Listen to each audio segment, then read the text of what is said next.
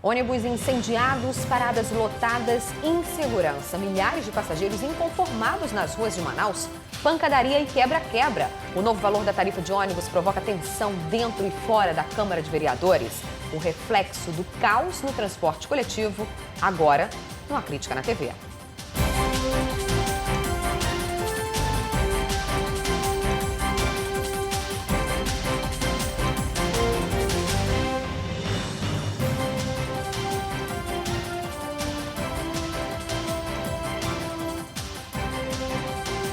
Olá, boa noite. Milhares de pessoas nas ruas sem ter como voltar para casa. A revolta tomou conta de quem foi pego de surpresa com a decisão de recolher a frota de ônibus nas garagens, bem no horário de maior movimento da noite. O resultado foi depredação e muito tumulto. No bairro Galileia, Zona Norte, bombeiros foram chamados para conter o fogo em 2 ônibus articulados da linha 500 da empresa Elcatur. Segundo a polícia, homens anunciaram um assalto e depois atearam fogo nos veículos. Um deles teve perda total, o outro parcial. Ninguém ficou ferido. Chegamos aqui, o fogo já estava de grandes proporções. Fizemos a atuação do resfriamento e agora estamos na parte do rescaldo. Os meliantes chegaram, assaltaram o ônibus, fizeram até fogo. Só que quando eles jogaram, eles conseguiram apagar. Eles saíram de lá, jogaram fogo nesse ônibus aqui. Em seguida, eles evadiram o sul do local. E aí o ônibus ficou em chama aí ninguém sabe quem foi. Era 2 motos com 4 meliantes. Por conta dos relatos da falta de segurança, o Sinetran ordenou que os veículos em circulação fossem recolhidos. Ainda nem era 10 da noite e essa garagem já estava com 98% dos veículos estacionados. E isso se repetiu por todas as empresas de transportes coletivos. Essas ações criminosas geraram pânico na categoria dos motoristas, né? E muitos deles estão retornando à garagem por razões de segurança, né? A situação é de crise de segurança. Nós não temos o controle total da situação em termos operacionais à medida que existe aí o pânico. Para muitos, as informações vinham através das redes sociais e isso fez com que as paradas ficassem cheias. Essa aqui na Avenida de Djalma Batista ficou assim. O que falavam lá nas redes sociais? Eles falaram que por conta desses atentados que tiveram aí nos ônibus e incêndio, eles iriam recolher os ônibus às 10 horas, mas nós fomos pegas de surpresa. Na verdade, não tínhamos certeza, só a faculdade que liberou mais cedo e chegou aqui está esse caos. E agora, como é que vocês vão voltar para casa? A espera, né? Não sabemos ainda, esperando. Em vários pontos, a população protestou contra o recolhimento dos veículos. Aqui na Avenida Constantino Neri, houve ataque a ônibus que passavam no local. No asfalto, pedaços de vidros quebrados. Esses estudantes entraram em confronto com a polícia, que foi chamada para conter os ânimos. A gente estava no 449, quando o ônibus parou aqui, a gente gritou para ele parar, entendeu? Ele não parou. Aí todo mundo começou a saquear o ônibus, aí todo mundo caiu em cima, eu me machuquei, machucou minha cabeça, machucou minha perna, entendeu? Foi o maior desespero dentro do ônibus. Todo ano que passa é pior, a gente paga o imposto, paga um absurdo de passagem para a gente chegar e ter tudo isso que a gente passar por isso. Muita gente mora longe, corre perigo todas as noites aqui para vir estudar, para um dia ser alguém na vida. No Terminal 1, mais confronto. Alunos de escolas públicas que utilizam o terminal disseram que só foram avisados da paralisação dos ônibus após pagarem as passagens. E isso gerou insatisfação e revolta. Tipo assim, fizeram a gente pagar a passagem da gente para dizer que não tinha mais ônibus aqui, ó. Nós estamos aqui quase 3 horas. Eu estou desde 6 horas da manhã na rua, que eu saio para trabalhar, vim para aula, eu quero ir para casa. É um monte de safado, faz a gente pagar nossa passagem, depois dizer que não tem mais ônibus. Milhares de alunos aí que ficou prejudicado com essa situação, infelizmente não tem culpa, né?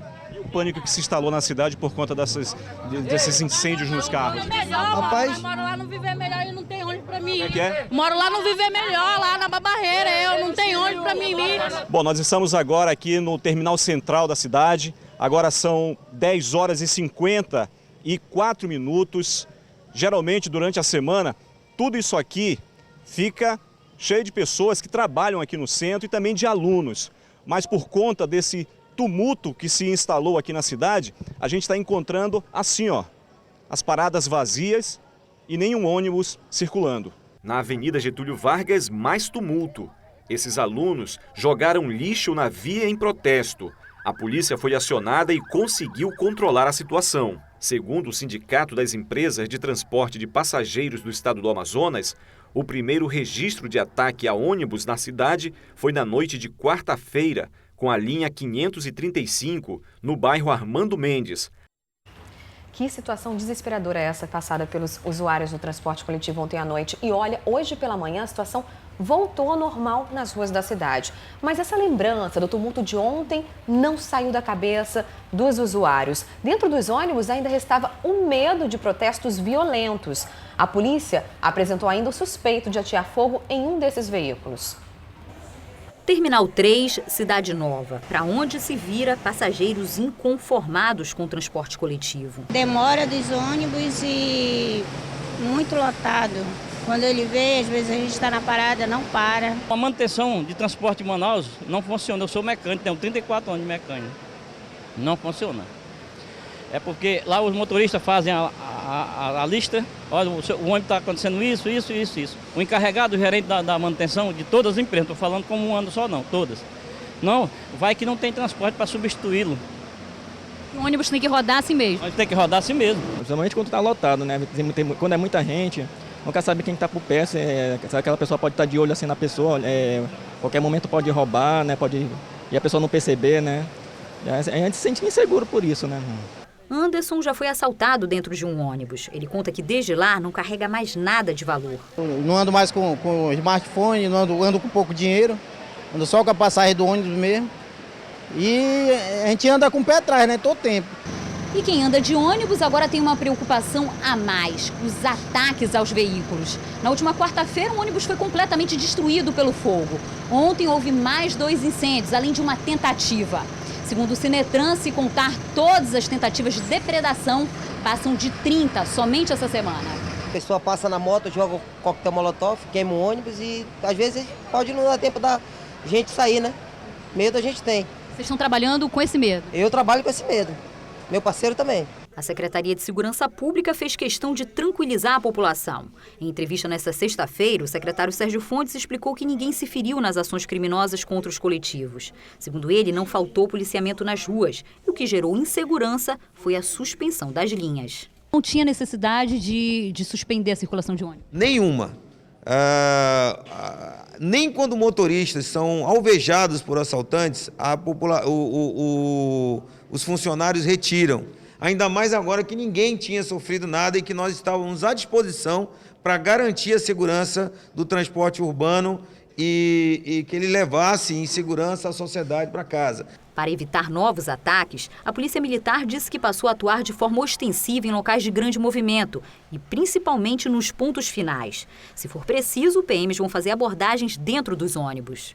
O nosso policiamento ostensivo está sendo reforçado nos pontos terminais dos ônibus, porque nós já temos hoje o nosso policiamento nos corredores viários e nos terminais de ônibus.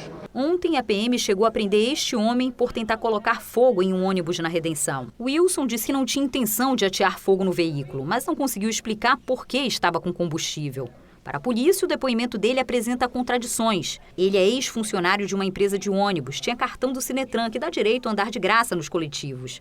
Para os delegados que trabalham nas investigações, os ataques à frota foram coordenados. O modo praticado na ação de quarta-feira foi idêntico ao modo praticado na ação de ontem, né? Eu digo isso no Zumbi e no Galileia.